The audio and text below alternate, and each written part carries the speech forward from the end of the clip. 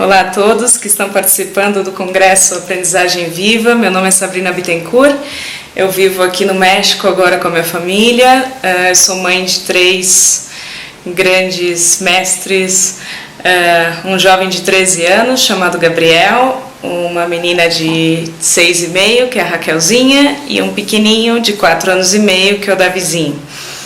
Eu gostaria de agradecer a oportunidade e o tempo de vocês, e especialmente ao Tiago e a toda a sua equipe pela oportunidade que estão oferecendo para todas as pessoas que estão no Brasil. Eu gostaria de começar a falar um pouquinho sobre qual foi o meu processo de desescolarização.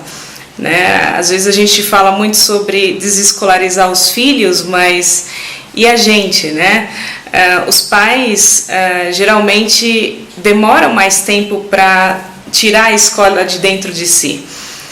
No meu caso é um pouquinho diferente da maioria das pessoas, como eu nunca fui muito escolarizada internamente, então para mim foi um pouco mais fácil esse processo de desescolarizar, embora meu filho Gabriel, quando eu tinha 8 anos de idade, ele já tinha passado por mais de 10 escolas, desde os seus 10 meses maternal até o 2º ano, quando a gente morava em outros países também. Então, para ele foi um processo difícil, tanto quanto o meu, quando eu era jovem e criança. Eu detestava a escola e eu sempre pensei que deveria haver alguma outra forma, mas eu nunca busquei sobre isso, a não ser quando começou a demanda do meu filho sobre esse assunto. Então, quando o Gabriel falou que queria sair da escola porque ele não podia realizar os próprios sonhos e que, na verdade, a escola não estava colaborando com isso, eu comecei a reestruturar toda a minha vida como mãe. E não pensem vocês que foi uma coisa fácil, não foi fácil o início do caminho. Hoje as coisas já estão muito mais tranquilas, Mas no começo, no primeiro ano, foi algo difícil, porque eu estava grávida, numa gravidez de risco do Davizinho. A Raquel tinha menos de 2 anos de idade, eu estava em outro país, mas uma coisa que eu aprendi desde o começo sempre foi contar com a ajuda de outras pessoas e pedir a ajuda de outras pessoas, especialmente porque eu não tinha muito apoio familiar em relação à minha decisão, de parentes e tudo mais, e é compreensível porque a maioria das pessoas vivem dentro somente de uma alternativa. Então foi um comecinho difícil, mas enfim, a gente conseguiu tirar de letra depois de um tempo com a ajuda de várias pessoas. Nós fizemos parte de grupos de famílias homeschoolers em Barcelona, e depois, quando voltamos para o Brasil, quase não se falava nesse assunto. A gente começou a pensar de que forma poderia unir famílias interessadas nesse tema. E com muita alegria hoje eu vejo que muitas famílias estão trabalhando a questão da desescolarização e a questão da educação livre com seus filhos em comunidades de aprendizagem. Então, eu acredito muito que é possível fazer a diferença na vida deles se a gente envolve muitas pessoas no processo. No meu caso, eu não me vejo como uma mãe muito controladora, no sentido de que somente as pessoas que eu quero podem estar ou fazer parte da vida deles, e sim que naturalmente eles vão encontrar pessoas e que eles podem buscar outras pessoas que não são do meu círculo de amigos para fazer parte do seu processo de aprendizagem. Eu acredito que todas as pessoas podem ensinar e aprender. E a partir disso a gente construiu a Escola com Asas, que é uma rede de aprendizagem livre. Hoje a gente já tem mais de 7.000 famílias que fazem parte da rede, na Espanha, na Itália, em Portugal, no Brasil, na Argentina, algumas famílias dos Estados Unidos também, e eu espero que a gente possa trazer para o México. Então, a Escola com Asas nada mais é do que uma rede de aprendizagem livre, onde todo mundo pode ensinar pessoas e todo mundo pode aprender com elas, não existe hierarquia. Como eu não acredito em hierarquia, e inclusive eu não trabalho a hierarquia dentro da minha própria casa, nós não temos um padrão de comportamento em casa de pai e mãe e abaixo os filhos, e sim toda a nossa vida de forma circular, onde todos trabalham questões da sua própria existência de uma forma livre e que não interfira de forma negativa na vida dos outros membros da família. Então, basicamente, as nossas duas regras são você ser livre para expressar o que você quer expressar e ser quem você quer ser, e poder não interferir na liberdade do outro, e preferencialmente que seja sempre com amor. Óbvio que a gente também tem as nossas rusgas, como qualquer família, né? Os nossos embates ou pensamentos divergentes ou diferentes um dos outros, mas a gente tenta trabalhar isso de uma forma mais pacífica e de uma forma onde a gente possa expressar e comunicar algo que não seja de forma violenta também com as crianças. Então, a gente trabalha um pouco as questões do que aprender na vida com eles a partir dos interesses deles, né? Eu sempre costumo dizer que o meu olhar para a vida está multiplicada por 4, ou seja, o meu olhar como pessoa, como indivíduo, o olhar do meu filho mais velho, como ele enxerga a vida, então eu tenho que me colocar no lugar dele, ter uma visão empática, e da Raquel e do Davi. Então, cada um deles, com a sua personalidade distinta, eles enxergam o mundo e a vida de uma outra maneira. E o meu papel é entender e entrar nessa visão que eles têm e oferecer o que eles querem, ou o que eles estão pedindo, as suas necessidades como seres humanos. Eu não acredito em conteúdos pré-estabelecidos, a gente não trabalha ou não envolve conteúdos que, enfim, governos estabelecem ou que são currículos padrões. Nós simplesmente atuamos com eles a partir da necessidade deles e de correlação da vida como ela é. Então, se um filho não necessita ou se não demanda aprender nada sobre astronomia, eu não vou ensinar sobre astronomia, mas se um outro demanda esse assunto, a gente vai até onde ele quer ir nesse assunto.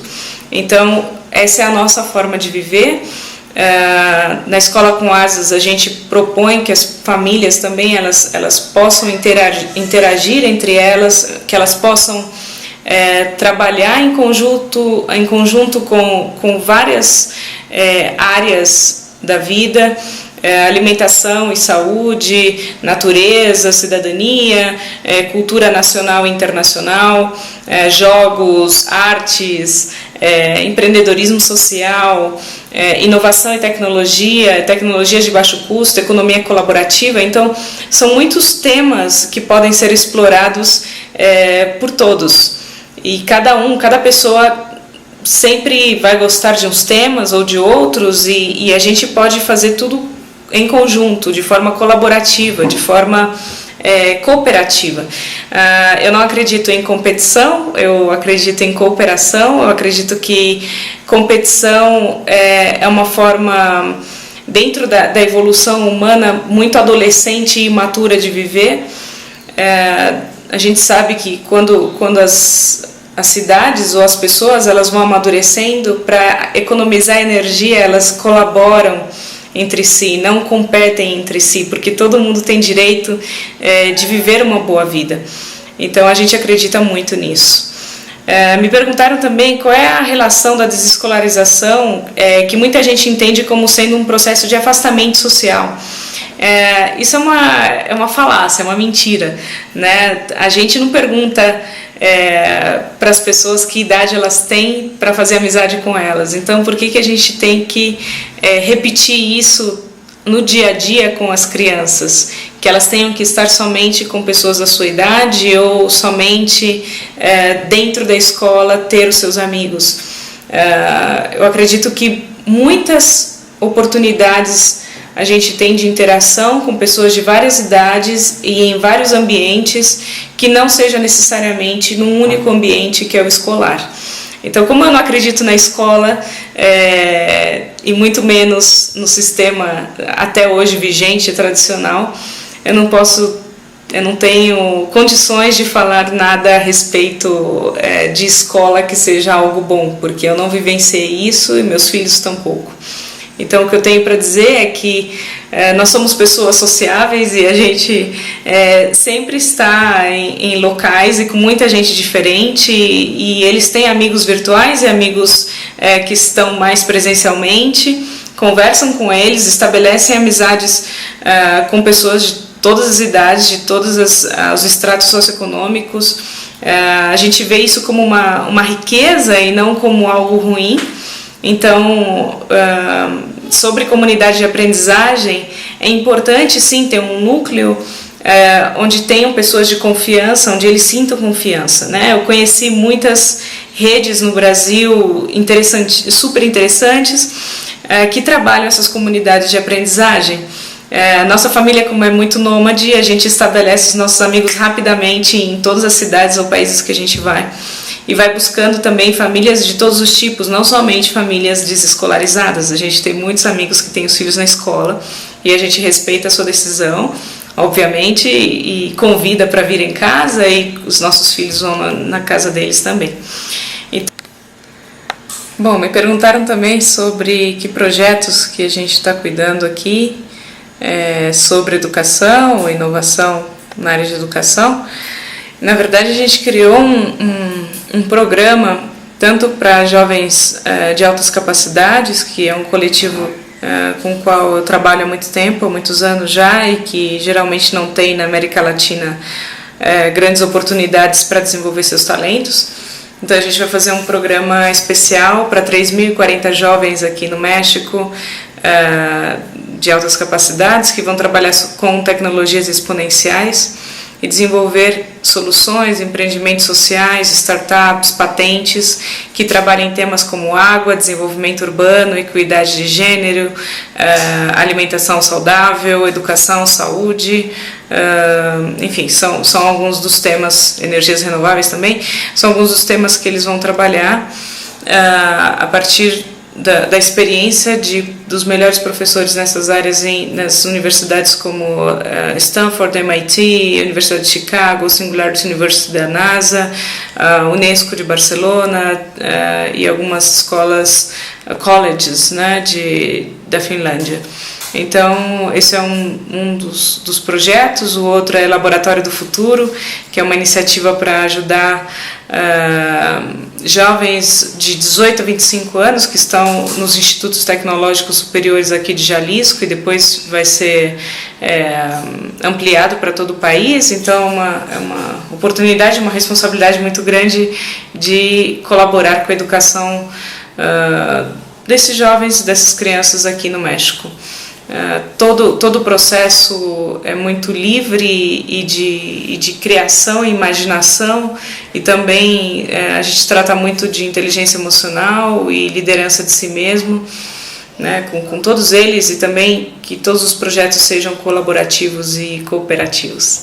Essa é a nossa missão por aqui, pelos próximos anos, pelos próximos 2, 3 anos, eu acredito, e tomara que a gente consiga depois expandir para outros locais na América Latina que tenham interesse. Então, basicamente, o nosso tempo está sendo utilizado com esses programas, e as crianças vão junto com a gente, interagem com os alunos, trabalham junto com eles. O Gabriel agora vai começar a universidade, ele já está com 13 anos e meio, vai fazer um curso de gastronomia no Instituto Tecnológico Superior, e com isso a gente vai abrir precedente aqui no México para que jovens homeschoolers possam entrar na universidade diretamente, sem necessidade de fazer provas tipo vestibular. Então, a gente está tendo uma boa acolhida aqui e uma oportunidade também, inclusive, para trazer outras famílias que querem participar desse processo aqui no México. Algumas famílias de amigos meus brasileiros estão vindo para cá para poder vivenciar isso. Aqui também não é permitido fazer homeschooling, ou seja, legalmente falando, como acontece no Brasil também, ou seja, é alegal, mas o diálogo com as universidades e com a sociedade é um pouco mais tranquilo em relação a isso, né? As famílias respeitam mais as decisões umas das outras e entendem que mi casa, mi reino, né? Então as pessoas buscam não interferir muito nas decisões umas das outras de como educar os filhos. É um privilégio poder viver isso agora, aqui. É um descanso, inclusive. Então, eu agradeço muito a participação de vocês e eu estou sempre disponível para responder perguntas por e-mail. Meu e-mail é sabrina.bittencourt@moleculab, molecoolab.com. Muito obrigada a toda a equipe do evento, né, do congresso. Eu espero que vocês possam aprender muito mais com os outros palestrantes incríveis. Eu vou acompanhar também. Grande parte são amigos queridos e eu fico muito feliz que todo mundo se uniu em prol a esta causa. Muito obrigada. Até a próxima.